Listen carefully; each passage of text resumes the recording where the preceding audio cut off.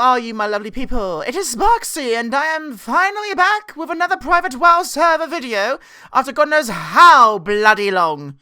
And in this video, I would like to be talking about a private WoW server that has currently been blowing up big time. So, with that said, let's bloody go!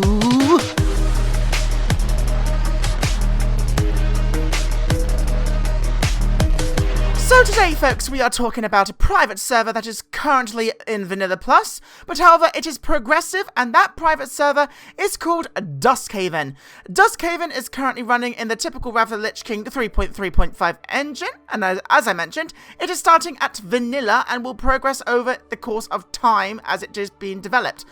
Now, before I go into the details of anything with this server, I'd like to point out that this is a growing server. May I remind you that this is, not to mention, run originally by just one single person by the name of Nox. And what he has done thus far is bloody impressive. The amount of work that he has put in on his own accord, my hat off to you, sir. Now, to go into details of Duskhaven, to start off, everything on this server is cross-faction, BGs, dungeons, and also guilds, which is a step up compared to other big private servers like Ascension WoW. Ascension does have cross-faction compatibility, but compared to Duskhaven, Duskhaven actually has been able to implement the fact that you can cross-faction your guilds. I know there are some certain guilds in Ascension where they have an Alliance one and a Horde one, but with Duskhaven you don't have to worry about that. You don't need to get that add-on so you can do guild-to-guild text and all that.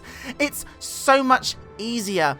Everyone in one happy family, which is what we want. Also, with another thing, all general questing, all XP gaining is also at a ×2 leveling speed. There is, of course, if you want a challenge, there is hardcore, which I unfortunately do not have much information on as I've yet to try this, and I don't know if I will because I'm a bit of a wimp, but you are more than welcome to check out their website for more information, which I will put in the description below. So next, I'm going to start with the basics in the character selection. In the character race combinations, I would like to say that the majority of the races are Cataclysm style. For example, for the hunters, we have also undead, gnomes, human, and so on.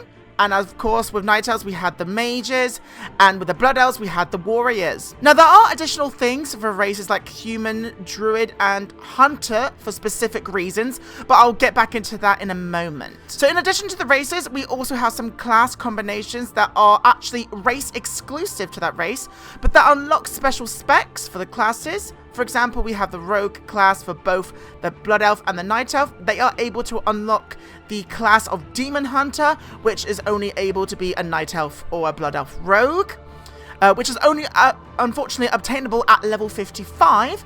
And there are also, for the Gnomes, you can be a Tinker, which requires to be Hunter, and you can be that right away, right from the get-go at character creation at level 1. Those are just a few combinations that are race specifics, but there is actually a universal priest spec that unlocks for anyone, and that is the monk spec, and that requires no race specific at all. Now, going back into the race specifics, as I mentioned, I wanted to go back onto the sub-races. As I mentioned earlier, that there is a specific thing that I wanted to talk about with the humans, and the fact that they can be transformed into another race, and that is, yes, you guessed it, the proper British dupper into a chipper-looking one. Boys, they are back. The Worgens are in this game too. Now, to be a Worgen, there is a little quest chain that you have to do once creating your human character, which does not take too much time at all, but there are a few class specifics that do not allow you to be the Worgen,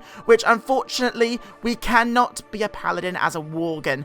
I was very upset I could not do that, but theoretically and lore-wise it does make sense.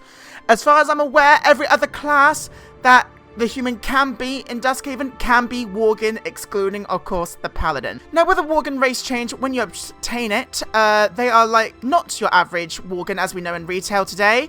In Duskhaven, and throughout the majority of the adventure, you are in your human form. However, they do have it where you temporarily lose your mind, and you go absolutely AWOL and transform into your Worgen form, which is the old classic Shadowfang keep models back in Wrath of the Lich King, if we all remember those, not the Worgens that we know today. As well as when you change into Worgen, you obviously have your new racial abilities compared to the human, and you can only obtain these racial abilities once you've done the quest line. However, when you do your change on the racials, and when you go from human to Worgen, when you receive your racial abilities for the Worgen, you will no longer be able to benefit from the human racial abilities, as you are no longer human. And to the point at this video, I do not think there is a turnaround or a way in changing back. So I think if you wanted to be a human, you would have to make a character again. Now, going on to the rework on some of the classes, every single class has been tweaked and changed with a few talents. There is a lot of the game where it is still the normal WoW that we know from the World of Warcraft Wrath of the Lich King engine, but there are some additional things to the challenge changes and loads more abilities to make certain roles viable. For example, they have implemented the Shaman tank. We have seen this once or twice in other private servers, but not as well done as I honestly think into this one. Also with Shamans, you can also now do two-handed damage, and to me, that is really neat. There's also the Paladin, which is my favorite right now. With the Paladins, you can dual wield as a Retribution Paladin, and to me, that sounds bloody badass. And also with the Hunters, you can now be a melee DPS, so they're kind of going with a survival route,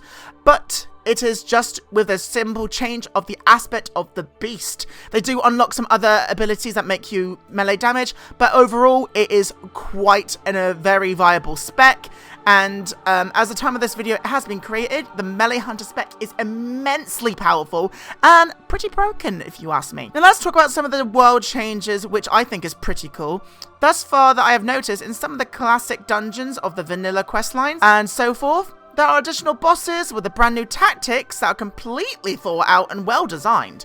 In my opinion, there is one in the Dead Mines where there is a captain before you actually get onto the Brotherhood Devious ship inside the Dead Mines, where he literally summons a literal cannon and you have to take that down, otherwise you will die.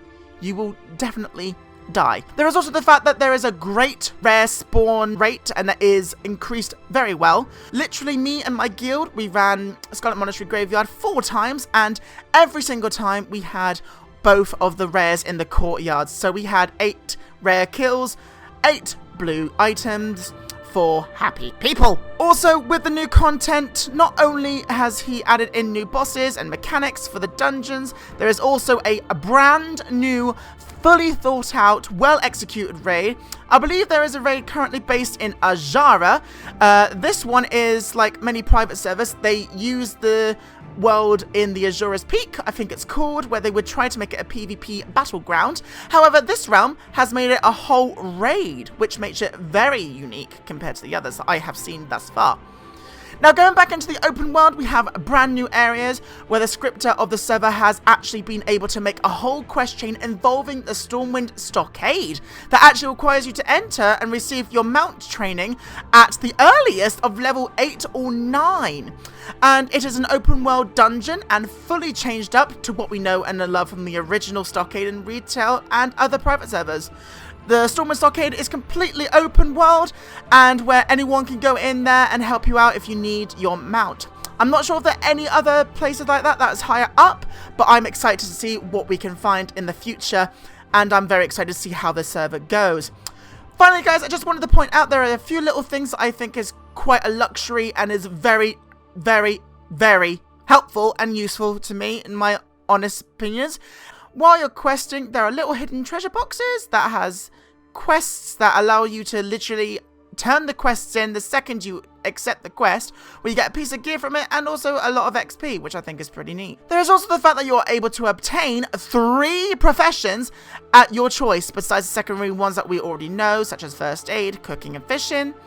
Like, for example, my paladin, like I have at the moment, she is currently a jewel crafter, a blacksmith, and a miner. Now, I know jewel crafting won't allow me to do my gems or anything, but I am more going for the fact that I can prospect to get the raw gems for other specs like blacksmithing, because the arcane crystals are going to cost a lot, and I know for a fact I will need them for my quests. So if any of you are interested in taking part of the Duskhaven adventures, you can easily go onto their website, which is all in the description below, as there is also their Discord, and it will have everything with a step-by-step guide in how to actually install the private server with all their patches and everything that you might need. However, there is a slight issue. I do believe that trying to get the patch, as I mentioned, that this server has had a massive influx of people, so everyone has been trying to download this, so obviously the server has had a download cap, but I think they are working on making a launcher. I'm not too sure, but everything that you need to know and how to download this game and install it will be in the Discord, which I will put in this video down below. So anyways guys, that is all I have to show today, but that is not even half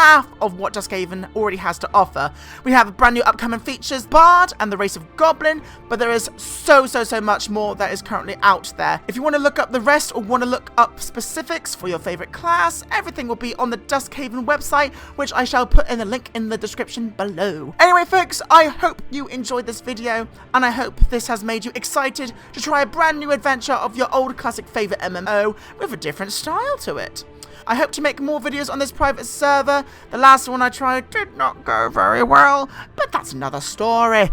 But in the meantime guys, I hope you enjoyed, and until next time, bye!